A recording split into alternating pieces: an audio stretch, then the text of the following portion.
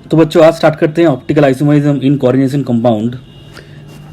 इसमें देखो optical isomerism को समझने के लिए हमें optical activity, plane polarised light, ये सब जानना पड़ेगा। ठीक है। अच्छा, इस कॉन्सेप्ट को हम लोग और एक बार ऑर्गेनिक केमिस्ट्री में पढ़ेंगे। यहाँ पे मैं थोड़ा ब्रीफ में बता देता हूँ ऑप्टिकल आइसोमरिज्म, ऑप्टिकल एक्टिविटी क्या होता है। देखो ऑप्टिकल आइसोमरिज्म दिखाने के लिए ऑप्टिकल एक्टिविटी दिखाना पड़ेगा सब्सटेंस को।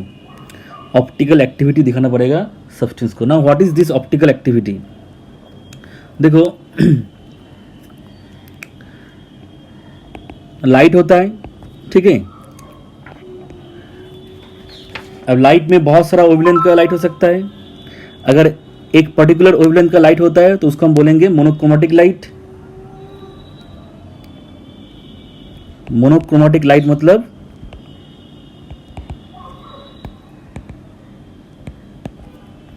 Light of a particular wavelength, ठीक है। अब लाइट है मतलब वेव है, वेव मतलब वाइब्रेशन होगा। अब देखो vibration can occur in different planes. जब लाइट प्रोपेगेट करता है तो वाइब्रेशन डिफरेंट प्लेन में हो सकता है। अगर ऐसा कुछ करके वाइब्रेशन को एक प्लेन में ला सकते हैं, अगर ऐसा कुछ करके वाइब्रेशन को एक प्लेन में ला सकते हैं, देन उस लाइट को हम बोल देंगे प्लेन पोलराइज्ड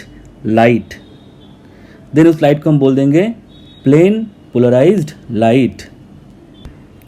मतलब ऐसे समझ लो रफली,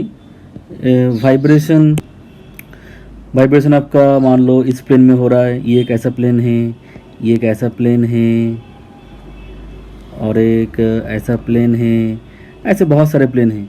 तो इसको मैं थोड़ा ऐसे दिखा रहा हूँ। प्लेन का जो डायरेक्शन है मैं थोड़ा ऐसे दिखा रहा हूँ।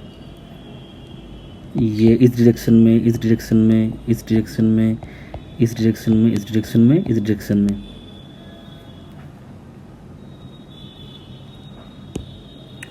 अब मैं क्या करूँगा, इस प्लेन में जो वाइब्रेशन हो रहा है, उसको फिल्टर आउट कर दूंगा। ठीक है, उसको मैं क्या करूँगा, फिल्टर आउट कर दूंगा। फिल्टर आउट करने के लिए हम पोलराइजर यूज़ करते हैं। एक इंस्ट्रूमेंट होता है पोलरोमीटर, उस पोलरोमीटर सेटअप में ही ऑप्टिकल एक्टिविटी का एक्सपेरिमेंट किया जाता है। देखो उतना हमें डिटेल में हमें जानना नहीं है। इस प्लेन में जो वाइब्रेशन हो रहा है, उसको मैं क्या कर दूंगा, उसको मैं फिल्टर आउट कर दूंगा। फिल्टर आउट करने के बाद वाइब्रेशन अब सिर्फ इसी डायरेक्शन में होगा, ये वाला डायरेक्शन। अभी एक ही प्लेन में वाइब्रेशन हो रहा है, ठीक है, एक ही प्लेन में लाइट का वाइब्रेशन हो रहा है। तो इसको हम बोलेंगे PPL, प्लेन पोलराइज्ड लाइट। और यहां पे जो लाइट होगा NPPL, non plane polarised light. तो देखो तुम्हारे पास लाइट है। अब लाइट से मैंने क्या किया, मोनोक्रोमेटिक लाइट बनाया। मोनोक्रोमेटिक लाइट में वाइब्रेशन डिफरेंट प्लेन में होता है। अब मैंने क्या किया है, एक प्लेन को छोड़ के बाकी सारे प्लेन को मैंने फिल्टर आउट कर दिया है। फिल्टर आउट करने का तरीका क्या है, बाय यूजिंग पोलराइजर। ठीक है, उसके बाद अब ये जो मुझे लाइट मिला है, इसमें लाइट का वाइब्रेशन एक ही प्लेन में हो रहा है। Here vibration of light occurs in one particular plane। अगर ऐसा होता है देन लाइट को हम बोलते हैं प्लेन पोलराइज्ड लाइट। अब प्लेन पोलराइज्ड लाइट के साथ ऑप्टिकल आइसोमर का या ऑप्टिकली एक्टिव सब्सटेंस का इंटरेक्शन होता है। ठीक है, ऑप्टिकली एक्टिव सब्सटेंस क्या करता है, देखो ऑप्टिकली एक्टिव सब्सटेंस, ये जो मैंने प्लेन बनाया है, इस प्लेन में लाइट वाइब्रेट कर रहा है, इसको मैं ऐसे भी दिखा सकता हूँ, ऐसे देख लो, ठीक है, इसको मान लो ये वाला प्लेन। अब ऑप्टिकली एक्टिव सब्सटेंस इस प्लेन को क्लॉकवाइज इस साइड घुमा सकता है या इस प्लेन को एंटी क्लॉकवाइज इस साइड घुमा सकता है। अगर क्लॉकवाइज रोटेशन होगा, क्लॉकवाइज रोटेशन, तो प्लेन, अब नया प्लेन ऐसा हो जाएगा, ये आपका इनिशियल प्लेन था।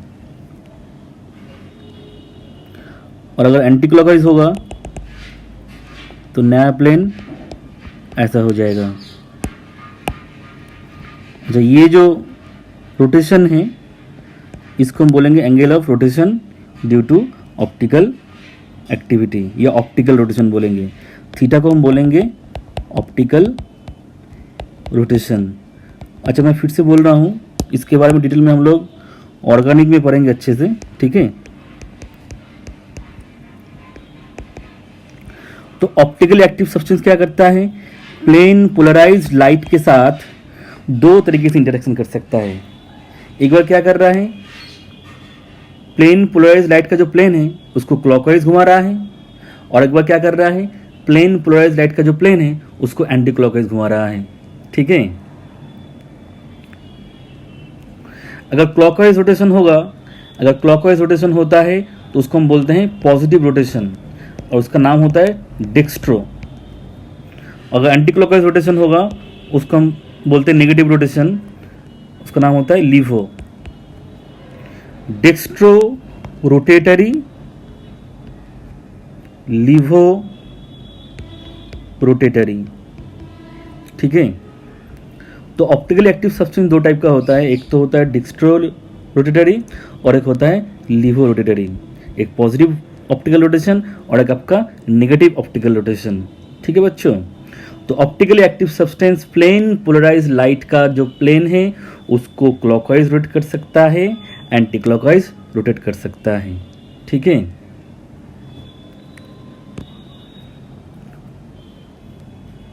तो मैं यहाँ पे ऐसे लिख दे रहा हूँ, इफ PPL rotates in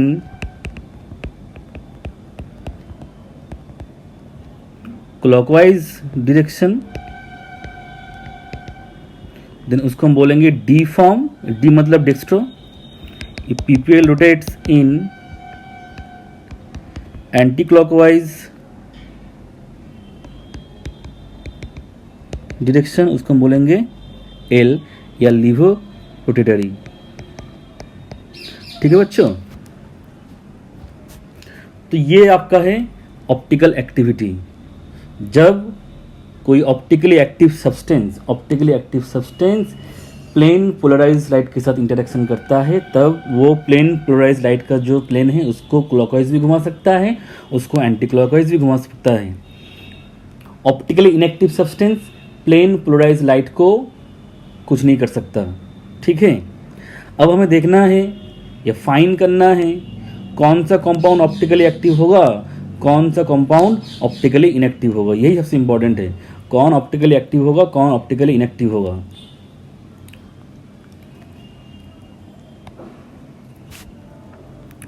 देखो,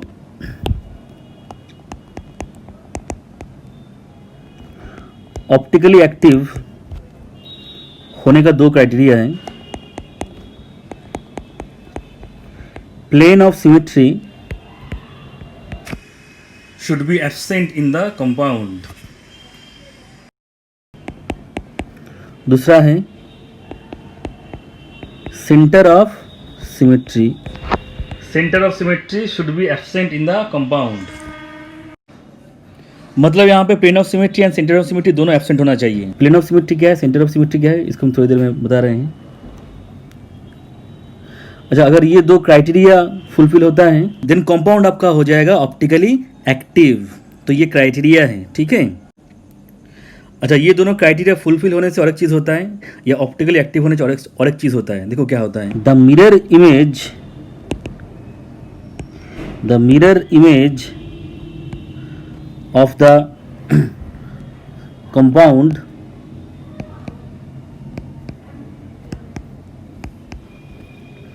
will be non superimposable. The mirror image of the compound will be non superimposable with itself.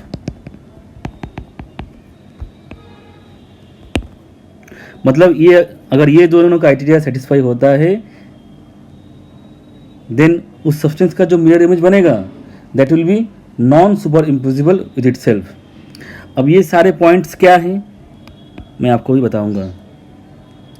सबसे पहले देखते हैं प्लेन ऑफ सिमेट्री। मैं इनका डेफिनेशन वगैरह नहीं लिखाऊंगा, ऑर्गेनिक में मैं लिखा दूंगा। अब शॉर्ट में यहाँ पे देखो प्लेन ऑफ सिमेट्री का मीनिंग क्या है। प्लेन ऑफ सिमेट्री मतलब मॉलिक्यूल के अंदर से एक ऐसा प्लेन या एक ऐसा मिरर जाएगा जो मॉलिक्यूल को दो इक्वल हाफ में डिवाइड कर देगा एंड दोनों हाफ एक दूसरे का मिरर इमेज होगा। ये जो मैंने लाइन बोला है तुम लोग अपने मन से इंग्लिश में लिख लेना। प्लेन ऑफ सिमेट्री मतलब एक ऐसा प्लेन या ऐसा मिरर प्लेन मॉलिक्यूल के अंदर से जाएगा जो मॉलिक्यूल को क्या करेगा, मॉलिक्यूल को दो इक्वल हाफ में डिवाइड करेगा एंड वो दो इक्वल हाफ एक दूसरे का मिरर इमेज होगा। तो देखो मैं थोड़ा प्लेन ऑफ सिमेट्री को आपको समझाऊंगा। ये हेक्सागन है। अगर मान लो परपेंडिकुलरली एक ऐसा प्लेन है इस बेंजीन मॉलिक्यूल के ऊपर से, एक मिरर प्लेन है। अभी मिरर क्या करेगा, बेंजीन को दो इक्वल हाफ में डिवाइड कर देगा। अब ये वाला कार्बन और ये वाला कार्बन या ये वाला पार्ट और ये वाला पार्ट एक दूसरे का मिरर इमेज होगा। ये वाला पार्ट और ये वाला पार्ट एक दूसरे का मिरर इमेज होगा। अब सोचो ना अच्छे से, ये और ये एक दूसरे का मिरर इमेज होगा। तो यहाँ पे इस मॉलिक्यूल में प्लेन ऑफ सिमेट्री है। ऐसा प्लेन ऑफ सिमेट्री यहाँ से भी हो सकता है, यहाँ से भी हो सकता है, यहाँ से भी हो सकता है, यहाँ से भी हो सकता है, यहाँ से भी हो सकता है। अच्छा, मान लो आपको साइक्लोप्रोपेन एक ट्रायंगल है। इस मॉलिक्यूल में प्लेन ऑफ सिमेट्री है क्या? हाँ, प्लेन ऑफ सिमेट्री है।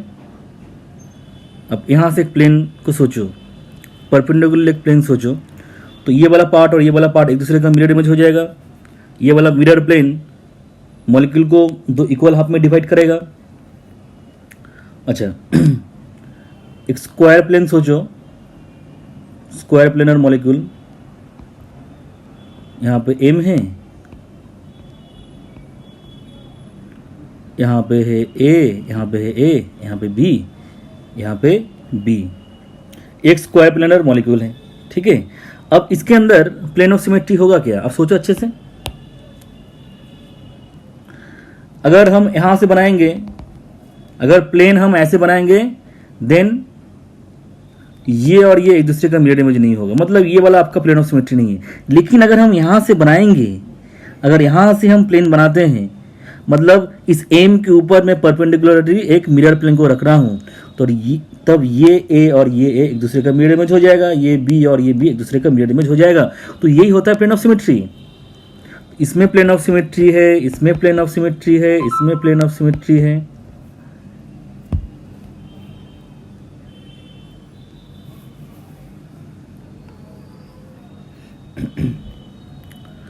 अच्छा, एक ऑक्टाहेड्रल ज्योमेट्री में देख लेते हैं।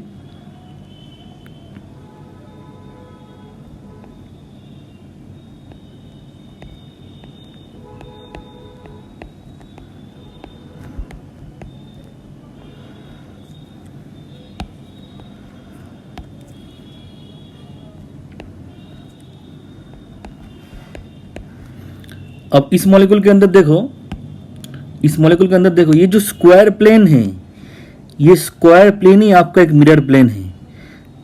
सॉरी, इसको मैं एक्स कर देता हूं। ये जो स्क्वायर प्लेन है यही आपका एक मिरर प्लेन है। तो ये देखो, ये मॉलिक्यूल को दो इक्वल हाफ में डिवाइड कर रहा है, एक्स और एक्स, और ये दोनों एक दूसरे का क्या है, एक दूसरे का मिरर इमेज है। तो यहाँ पे आपका प्लेन ऑफ सिमेट्री है। अब इस मॉलिक्यूल के अंदर प्लेन ऑफ सिमेट्री होगा क्या? बोलो, इस मॉलिक्यूल के अंदर प्लेन ऑफ सिमेट्री होगा क्या?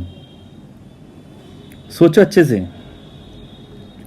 आप प्लेन यहां से बना सकते हो, ठीक है, और कैसे बना सकते हो? देखो, आप X C and B Y को लेके भी एक प्लेन बना सकते हो।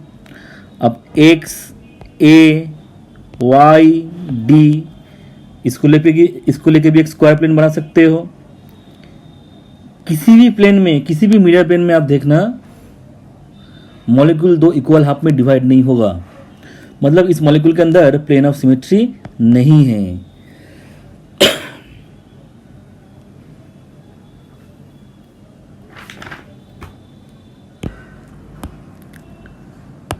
अब एक टेट्राहेड्रल ज्योमेट्री देखते हैं।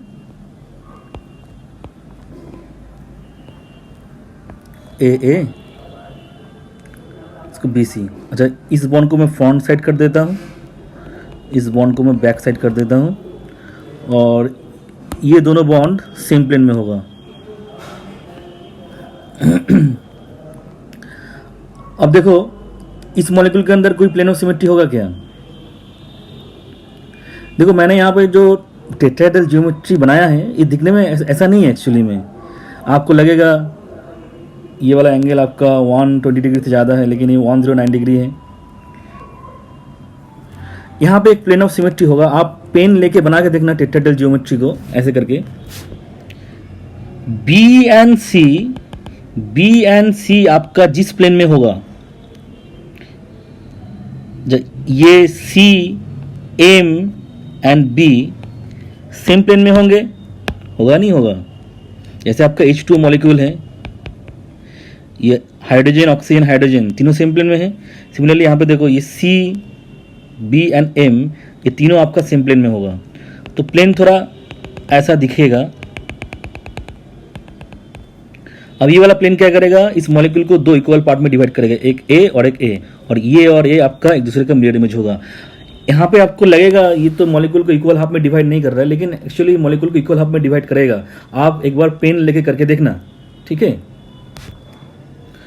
तो यहाँ पे आपका प्लेन ऑफ सिमेट्री है। अच्छा, और एक एग्जांपल देखो। अब मैं क्या कर रहा हूं, सारे लिगैंड या सारे बॉन्ड चेंज कर रहा हूं। अब बताओ, किसी भी हालत में इस मॉलिक्यूल के अंदर प्लेन ऑफ सिमेट्री हो सकता है क्या?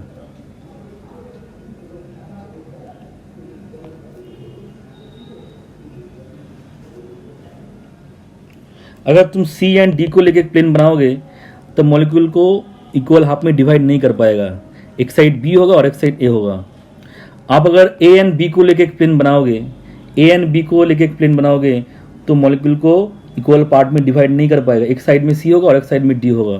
तो इसमें तो आपका प्लेन ऑफ सिमेट्री नहीं है, ठीक है।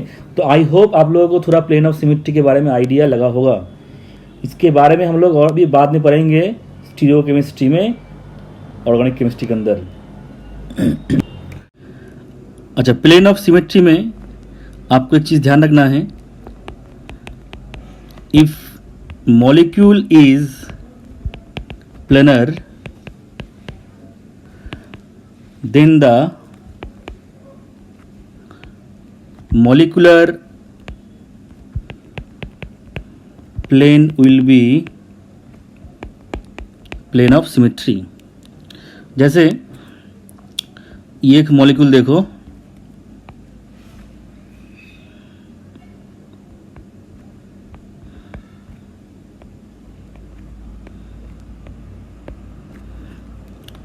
ये आपका एक प्लेनर मॉलिक्यूल है।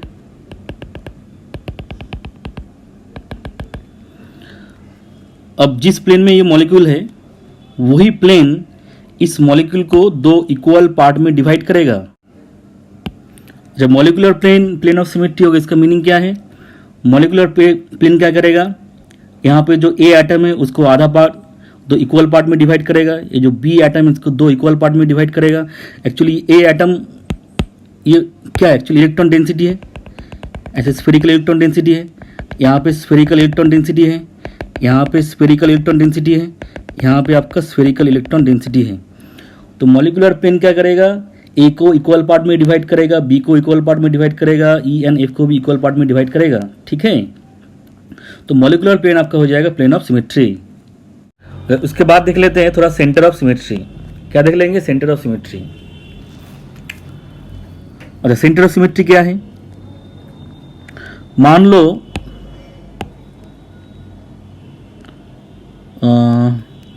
अच्छा एक एग्जांपल देते हैं, इसी एग्जांपल को देखो।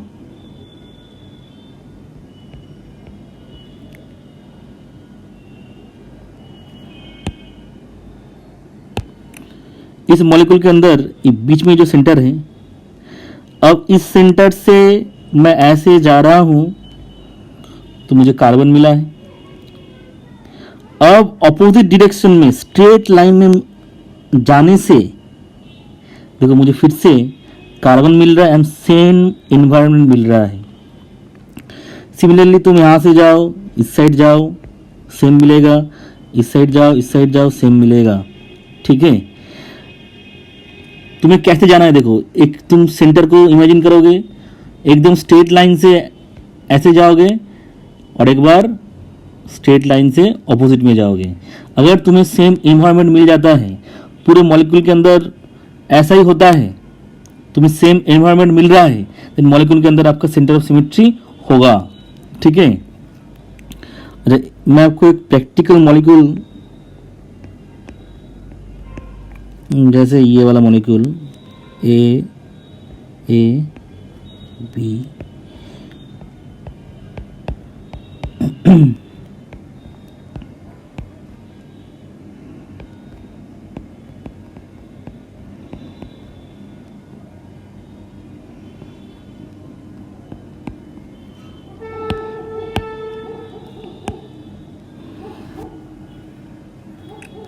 इस मॉलिक्यूल के अंदर देखो, यहाँ पे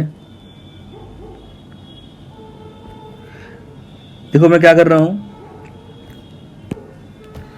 मैं इस साइड ऐसे गया तो मुझे ए मिला, इस साइड ऐसे गया तो मुझे बी मिला, मतलब सेंटर ऑफ सिमेट्री नहीं है। अगर एक बार भी ऐसा हो जाता है तो हम कह देंगे सेंटर ऑफ सिमेट्री नहीं है। इस मॉलिक्यूल के अंदर के देखो, अंदर देखो, ऐसे गए मुझे ए मिला, ऐसे गए मुझे ए मिला, तो आप सोचोगे इस मॉलिक्यूल के अंदर सेंटर ऑफ सिमेट्री है, लेकिन इसके अंदर सेंटर ऑफ सिमेट्री नहीं है, बिकॉज इस साइड जाने से आपको बी मिलेगा, इस साइड जाने से आपको सी मिल रहा है। इस साइड भी अगर आपको बी मिलता तब हम बोल देते हैं मॉलिक्यूल के अंदर सेंटर ऑफ सिमेट्री है। अगर एक बार भी ये क्राइटेरिया फुलफिल नहीं होता है देन मॉलिक्यूल के अंदर सेंटर ऑफ सिमेट्री नहीं होगा। फिर से सुन लो, सेंटर ऑफ सिमेट्री को कैसे ढूंढना है। एक आप सेंटर लोगे, उससे सीधा जाओगे, आपको कुछ एनवायरनमेंट मिलेगा, कुछ एटम मिलेगा। अगर ऑपोजिट डायरेक्शन में आप उतना ही डिस्टेंस आपको जाना पड़ेगा, इक्वल डिस्टेंस आपको जाना पड़ेगा। अगर सेम एनवायरनमेंट मिलेगा तो आप कहेंगे सेंटर ऑफ सिमेट्री है। और ये क्राइटेरिया मॉलिक्यूल के अंदर हर एक पार्ट के लिए होना चाहिए, ये क्राइटेरिया मॉलिक्यूल के अंदर हर एक पार्ट के लिए होना चाहिए। तो इसमें देखो सेंटर ऑफ सिमेट्री नहीं है, इसमें भी सेंटर ऑफ सिमेट्री नहीं है, इसमें सेंटर ऑफ सिमेट्री है क्या? हाँ है, इसमें सेंटर ऑफ सिमेट्री है।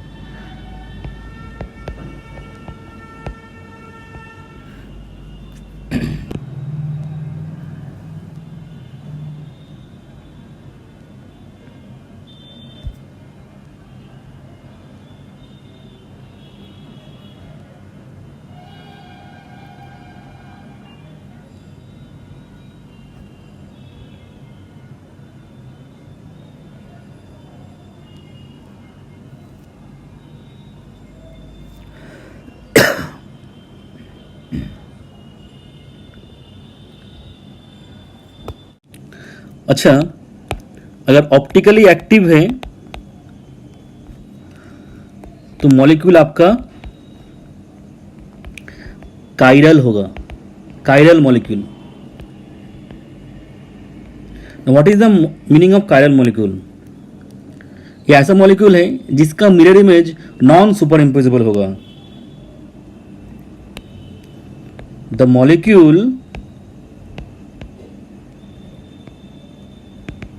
which has non superimposable mirror image। अगर ऐसा होता है तो उस मॉलिक्यूल को हम बोलेंगे कायरल मॉलिक्यूल। तो मॉलिक्यूल एंड उसका जो मिरर इमेज बनेगा इस केस में, मॉलिक्यूल एंड उसका जो मिरर इमेज बनेगा इस केस में, उन दोनों को हम बोलेंगे एक दूसरे का एनंशियोमर। उन दोनों को हम क्या बोलेंगे? एक दूसरे का एनंशियोमर। कायरल मॉलिक्यूल का जो मिरर इमेज होगा उसको हम बोलेंगे उस कायरल मॉलिक्यूल का एनंशियोमर। तो कायरल मॉलिक्यूल से आपका आएगा एनंशियोमर का डेफिनेशन। एनंशियोमर, एनंशियोमर एक ऐसा आइसोमर है, the isomers, enantiomers, the isomers which are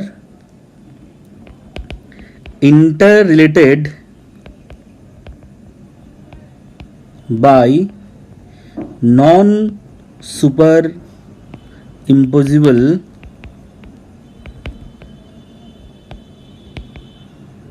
mirror image relationship।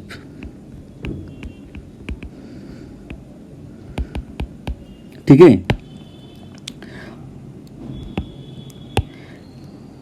यहां पे एक चीज सुन लो, अगर ऑप्टिकली एक्टिव होगा तो मॉलिक्यूल कायरल होगा, अगर कायरल होगा तो उसका जो मिरर इमेज होगा उसको हम क्या बोलेंगे? एनंशियोमर बोलेंगे।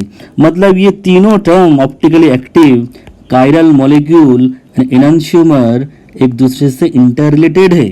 ठीक है, अगर ऑप्टिकली एक्टिव होगा, अच्छा ऑप्टिकली एक्टिव के लिए मैंने क्या बोल दिया था, क्राइटेरिया क्या है? POS absent, COS absent. Optically active molecule मतलब ऐसा मॉलिक्यूल जो PPL को एंटी क्लॉकवाइज या क्लॉकवाइज घुमा सकता है। अगर मॉलिक्यूल ऑप्टिकली एक्टिव है तो कायरल मॉलिक्यूल होगा, अगर कायरल मॉलिक्यूल है तो उसका जो मिरर इमेज होगा वो नॉन सुपर इम्पोजिबल होगा, उसका मिरर इमेज को हम बोलेंगे एनंशियोमर। ठीक है, तो कायरल मॉलिक्यूल का आपका एनंशियोमर होगा ही होगा। एनंशियोमर से क्या डिफिनेशन हो जाएगा? The isomers which are interrelated by non superimposable mirror image relationship. ठीक है, तो एनंशियोमर एक्चुअली में आपका क्या हो गया? ऑप्टिकल आइसोमर हो गया। एनंशियोमर्स और optical isomers, enantiomers are optical isomers. अगर मॉलिक्यूल कायरल है तो उसका एनंशियोमर होगा ही होगा। ठीक है, अब हमें देखना है ये non superimposable mirror image relation ये सब क्या है, ये हमें देखना है। ठीक है, चलो देखते हैं। आप लोगों को शायद ऑलरेडी पता होगा, तुम्हारे पास ए, इसका जब तुम मिरर इमेज देखोगे दिखने में ऐसा ही होगा। अब ये इसके ऊपर सुपर इम्पोज हो जाएगा, मतलब यहाँ पे मिरर इमेज सुपर इम्पोजिबल है। यहाँ पे मिरर इमेज क्या है? सुपर इम्पोजिबल है। तो मैं यहाँ पे ऐसे यहाँ पे बनाता हूँ, मिरर सुपर इम्पोजिबल है।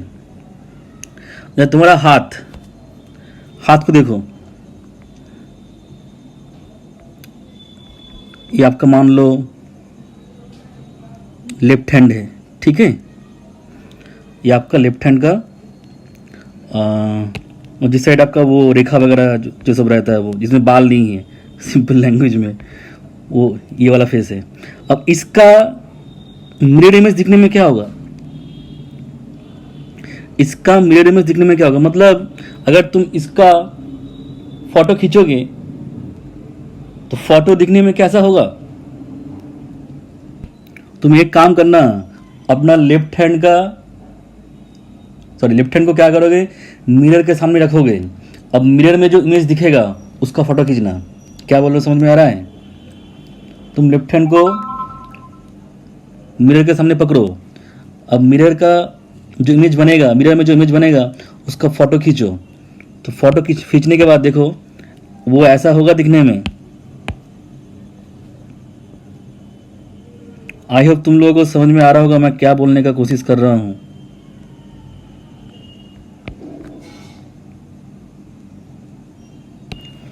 ये दोनों एक दूसरे का मिरर इमेज है, लेकिन तुम अगर इसको उठा के इसके ऊपर रखने का कोशिश करोगे तो सुपर इम्पोज हो पाएगा क्या?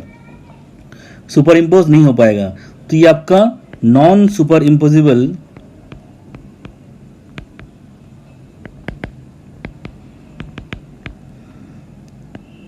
मिरर इमेज रिलेशन हो जाएगा।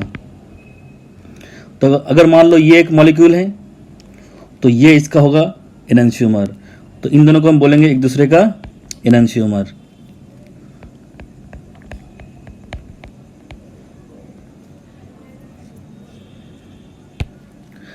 अच्छा, पी का मिरर इमेज दिखने में क्या होगा? ऐसा होगा। अब इसको उठा के इसके ऊपर रखो, सुपर इम्पोज हो पाएगा क्या? नहीं हो पाएगा। तो ये भी non superimposable mirror image NSI। M का मिरर इमेज क्या होगा? ये सुपर इम्पोजिबल हो जाएगा। लेकिन एन का क्या होगा मिरर इमेज? ये आपका ऐसा हो जाएगा, ये नॉन सुपर इम्पोजिबल होगा। ठीक है, तो आप लोगों को शायद धीरे धीरे समझ में आ रहा होगा ये non superimposable mirror image relation का कॉन्सेप्ट। मेरा आपसे रिक्वेस्ट है, आप ये हाथ वाला एक्सपेरिमेंट करके देखना। ठीक है,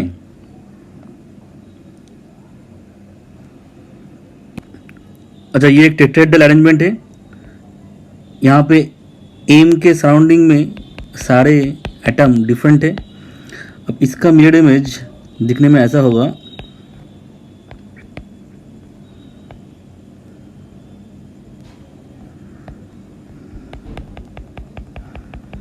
ऐसा होगा। ठीक है, अब देखो इमेज मतलब 2D होता है, मैंने जो यहाँ पे बनाया 3D बनाया है। अब तुम्हें क्या करना है, इस मॉलिक्यूल को देखना है। अब इस मॉलिक्यूल को देखने का तरीका क्या है मैं समझा देता हूँ। ये जो फ्रंट वाला बॉन्ड यानी बैक वाला बॉन्ड, इसके बीच में तुम्हारा आँख रखना है। सिमिलरली इसको देखने के लिए ऐसे तुमको देखना है। तुम एक्सपेरिमेंट कर सकते हो, अगर सामने सामने होते तो तुमको अच्छे से बता देता कैसे देखना है। तो यहाँ से देखो, यहाँ से देखो, थोड़ा इसको अच्छे से बना देते हैं। अगर ऐसे देखोगे तो तुम्हारे राइट हैंड साइड में डी होगा, तुम्हारे राइट हैंड साइड में डी होगा, लेफ्ट हैंड साइड में सी होगा, हाँ या ना? और वो हॉरिजॉन्टल लाइन में होगा। सोचो अच्छे से, सोचो अच्छे से। राइट हैंड साइड में डी होगा एंड लेफ्ट हैंड साइड में सी होगा, एंड बी एंड ए ऐसा हो जाएगा। सबको समझ में आ रहा है मैं क्या बोल रहा हूं? ये जो मैंने इमेज बनाई ये तो 2D इमेज है। और इसमें क्या करोगे, इसमें क्या हो जाएगा, जब ऐसे देखोगे तो तुम्हारा राइट हैंड साइड में सी आएगा।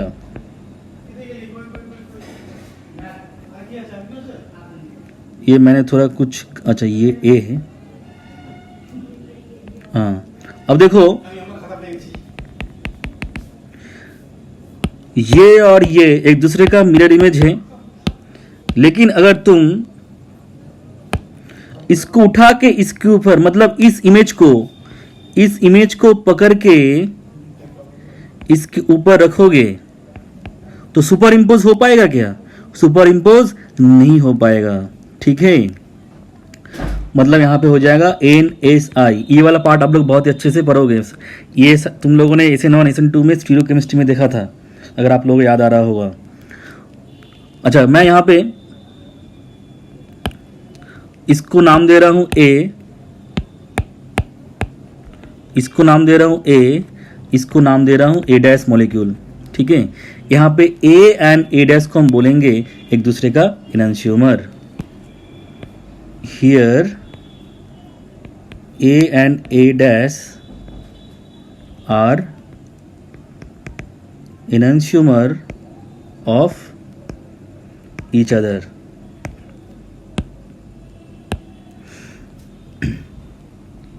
अच्छा, enantiomer के बारे में और कुछ इंपॉर्टेंट बात देख लो।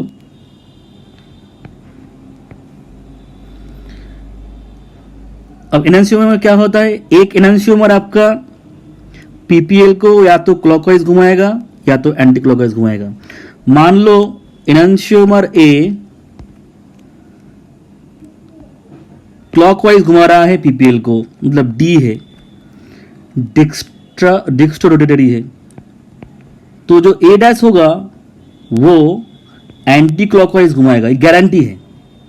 अगर एक एनंशियोमर आपका डेक्स्ट्रो है तो और एक एनंशियोमर आपका हो जाएगा लीवो, और अगर ये आपका अगर लीवो है तो ये आपका हो जाएगा डेक्स्ट्रो। ठीक है, बहुत ही अच्छे से इसको ध्यान रखना।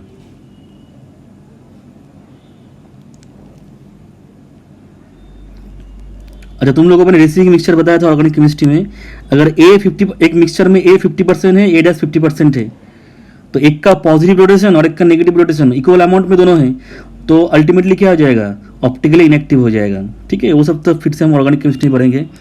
तो कोऑर्डिनेशन केमिस्ट्री में इतना कॉन्सेप्ट से हम लोगों का काम चल जाएगा। हम लोगों को थोड़ा प्लेन ऑफ सिमेट्री ढूंढना आना, मतलब कैसे फाइंड करना है वो आना चाहिए। ठीक है,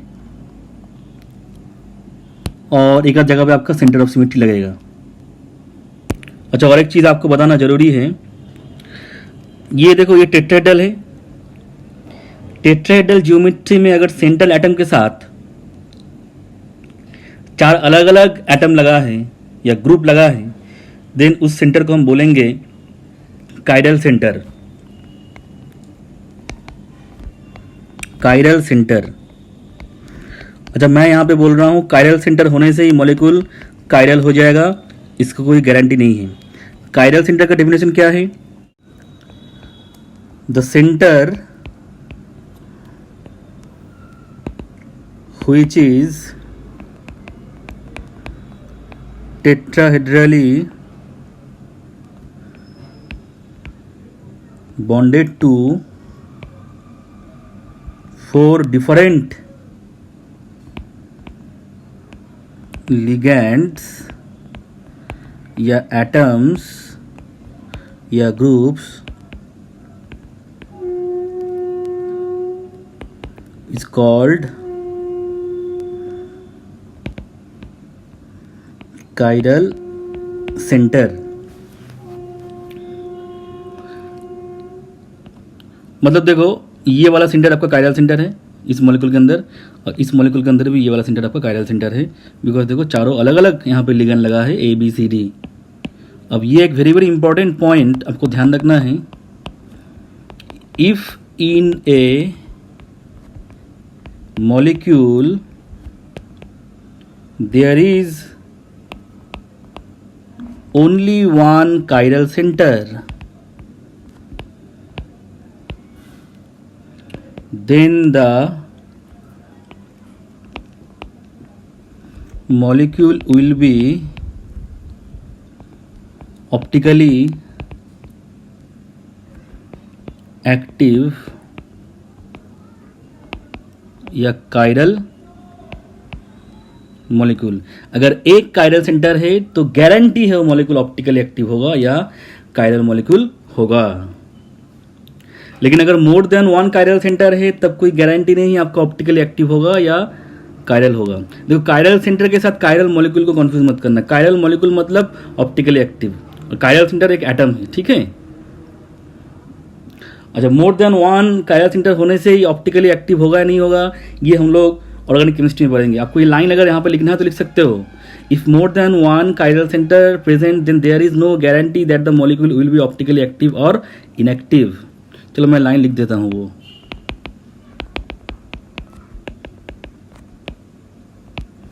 if more than 1 chiral centre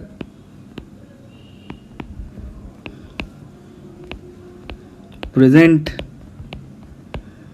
in a molecule, then there is no guarantee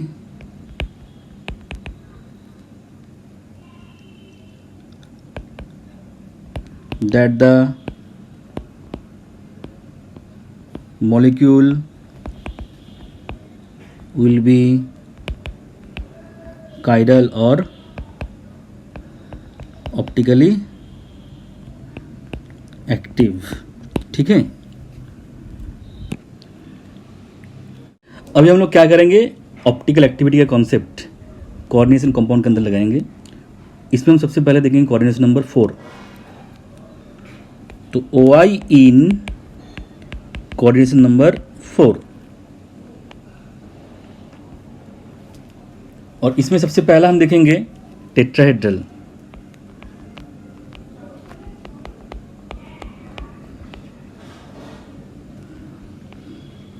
देखो इसमें मैं टाइप 1 टाइप 2 ऐसे करके आपको बताऊंगा।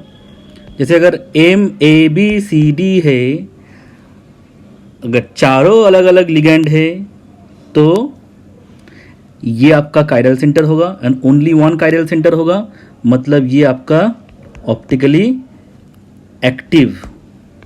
एक्टिव होगा। अगर ऑप्टिकली एक्टिव है मतलब ये कायरल है तो इसका एनेंशियोमर भी होगा। तो नंबर ऑफ OI कितना हो जाएगा, नंबर ऑफ OI हो जाएगा 2। दोनों एनेंशियोमर आपका ऑप्टिकली एक्टिव होगा। ठीक है,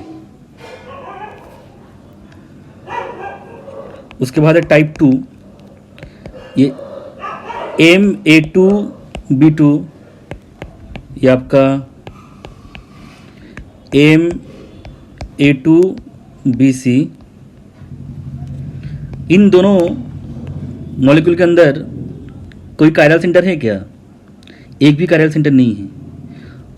तुम अगर इसको बनाओगे देखना इसमें प्लेन ऑफ सिमेट्री होगा। ऐसे मैं इसको बना लेता हूं।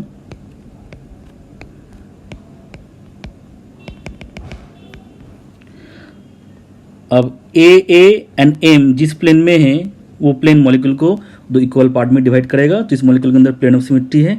सिमिलरली इस मॉलिक्यूल के अंदर भी प्लेन ऑफ सिमेट्री होगा। अगर चारों अलग अलग लिगेंड होता तो एक कायरल सेंटर होता तो मॉलिक्यूल ऑप्टिकली एक्टिव हो जाता, लेकिन यहाँ पे ऐसा नहीं हो रहा है, तो ऑप्टिकली इनएक्टिव।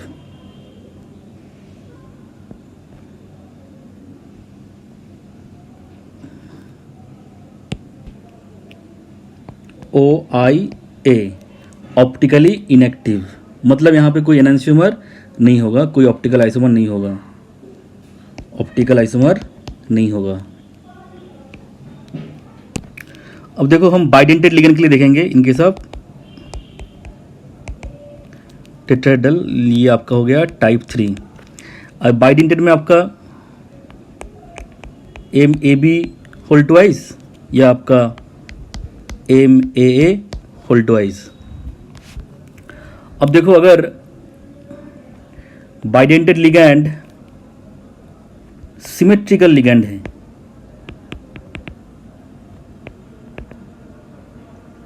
अगर सिमेट्रिकल लिगेंड है तो ऑप्टिकली इनएक्टिव होगा।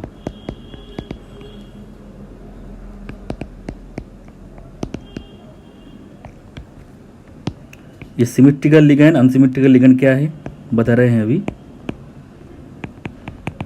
अगर अनसिमेट्रिकल लिगेंड है तो आपका होगा ऑप्टिकली एक्टिव। तो मैं यहाँ पे कुछ लिगेंड बना रहा हूँ, आप लोग बताओ वो लिगेंड सिमेट्रिकल लिगेंड होगा या अनसिमेट्रिकल लिगेंड होगा। जैसे सबसे पहला है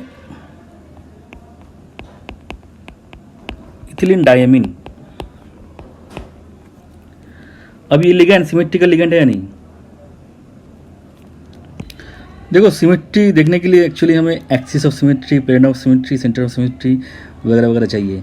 एक्सिस ऑफ सिमेट्री मैंने आपको बताया नहीं। अब नॉर्मल तरीके से देखो, ये जो इथिलीन डायमीन मॉलिक्यूल है, इस NH2 के सराउंडिंग में जो एनवायरनमेंट होगा, इस NH2 के सराउंडिंग में भी एनवायरनमेंट सेम होगा। मतलब इस नाइट्रोजन से यहाँ तक जाओगे आपको कार्बन मिलेगा। सिमिलरली अगर इस नाइट्रोजन से यहाँ तक जाओगे आपको कार्बन मिलेगा, सेम कार्बन मिलेगा, सेम टाइप का कार्बन मिलेगा। अब देखो यहाँ से एक प्लेन ऑफ सिमेट्री आप सोच सकते हो, तो ये आपका सिमेट्रिकल लिगेंड है, तो ये आपका सिमेट्रिकल लिगेंड है। लेकिन मान लो अगर मैं ऐसा बनाता हूं,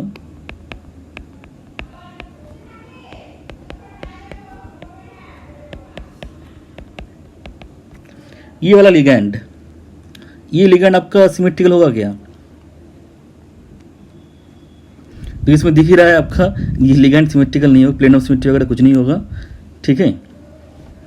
ये आपका अनसिमेट्रिकल लिगैंड, आप लिगैंड को देख के समझ जाओगे सिमेट्री होगा नहीं होगा।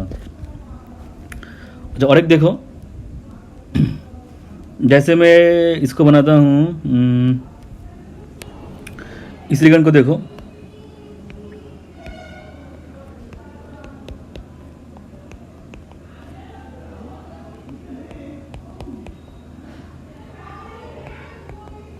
ये लिगैंड आपका सिमेट्रिकल होगा, देखो ऐसे यहाँ पे प्लेन ऑफ सिमेट्री जाएगा, ये सिमेट्रिकल लिगैंड। और एक लिगैंड देखो, O माइनस है, यहाँ पे ऐसा कुछ है,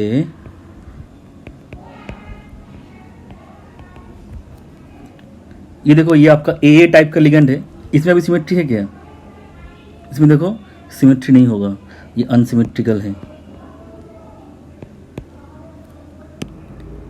वैसे देखो यहाँ पे ये MAB2 वाले जनरली आपका अनसिमेट्रिकल लिगैंड ही होता है। अच्छा, मैं यहाँ पे आपको कुछ डायग्राम बना के दिखाऊंगा, देखो आप समझ जाओगे।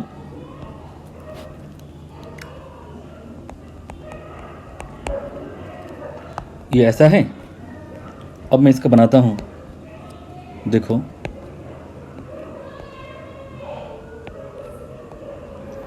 इनके बीच में कनेक्शन है, इनके बीच में कनेक्शन है, ठीक है। अब इसका बनाओ मिरर इमेज, तो क्या होगा?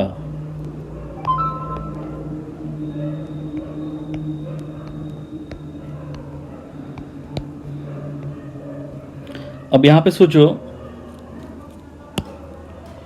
ये इसके ऊपर सुपर इम्पोज होगा क्या? नहीं होगा, ये इसके ऊपर सुपर इम्पोज नहीं होगा। ऐसे भी हम देख सकते हैं, अब प्लेन ऑफ सिमेट्री हम देख सकते हैं या नहीं।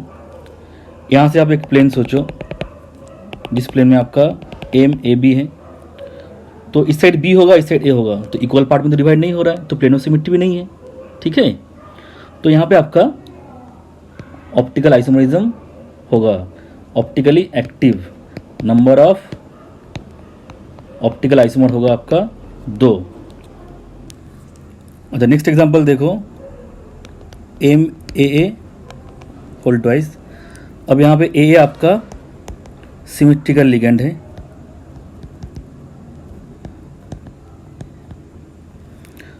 यहाँ पे इसको बनाओ थोड़ा,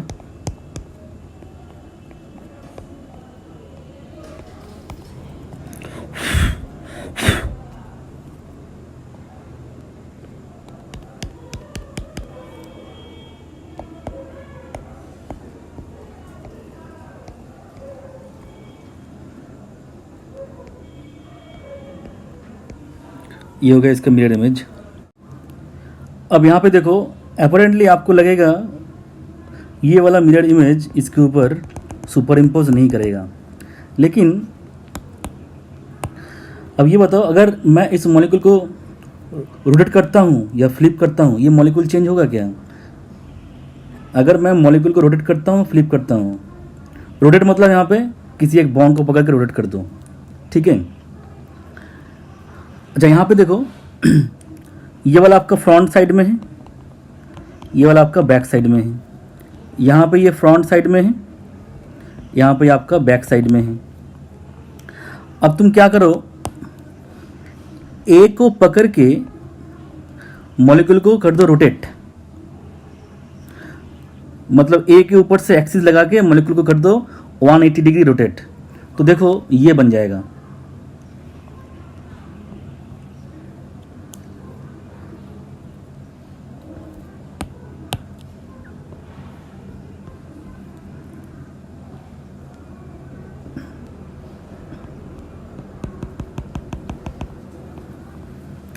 ऐसा हो गया, ठीक है।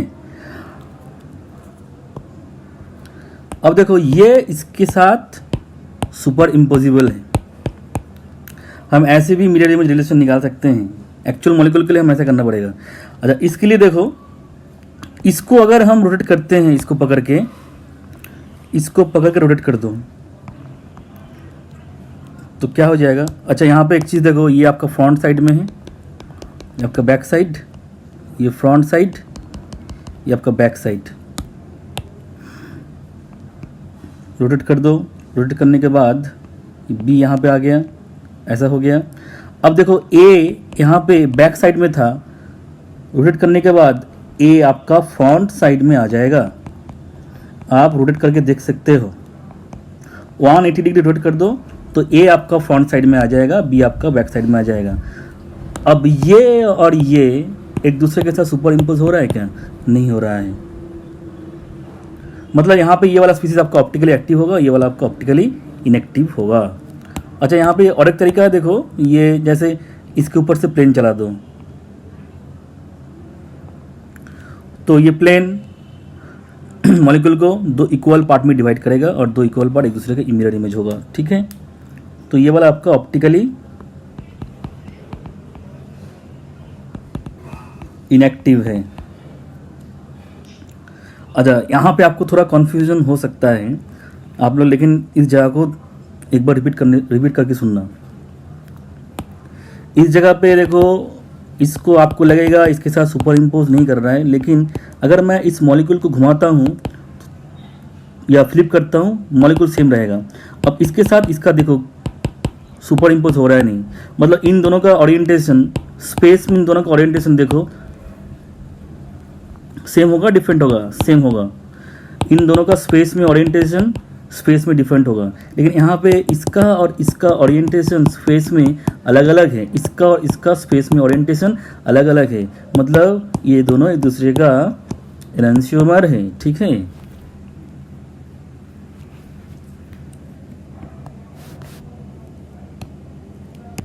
देखो कुछ इंपॉर्टेंट एग्जांपल हैं, जैसे BE C2O4 2-।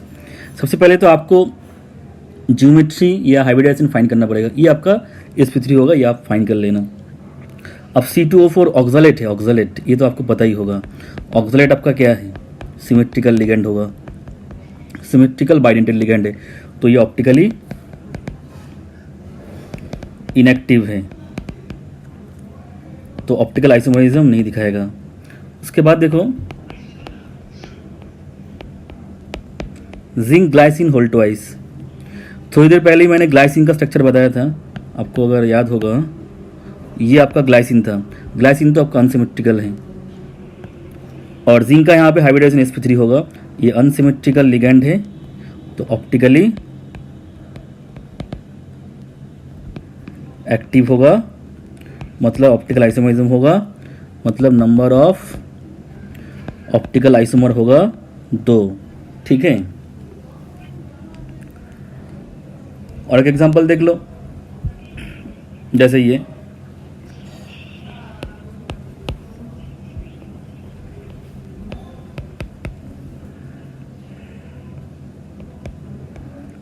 H4, ये होल्टवाइस, ये भी आपका अनसिमेट्रिकल लिगेंड है, तो नंबर ऑफ OI आपका होगा 2। ठीक है,